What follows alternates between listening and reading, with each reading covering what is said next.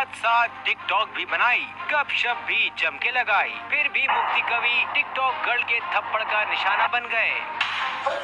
मारूफ TikToker Hareem Shah ने मारूफ आलिम दीन और रूअत हिलाल कमेटी के साबिक रुकन मुफ्ती अब्दुल कवी को थप्पड़ जड़ने का एतराफ कर लिया। वीडियो भी अपने इंस्टाग्राम अकाउंट पर शेयर करते हुए थप्पड़ मारने की तस्दीक कर दी।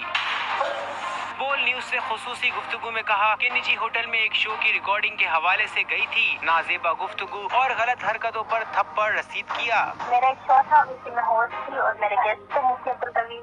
उनको हमने बुलाया, जिसकी वजह से उन्होंने बदतमीजी की, हरेस किया और गलत किस्म की गुफ्तगू और नाजेबा हरकत की वजह से हमने उनको थप्पड़ मारा। तनकीद की जद में रहने वाले मुफ्ती कवी को थप्पड़ मारने की वीडियो तेजी से वायरल हो रही है।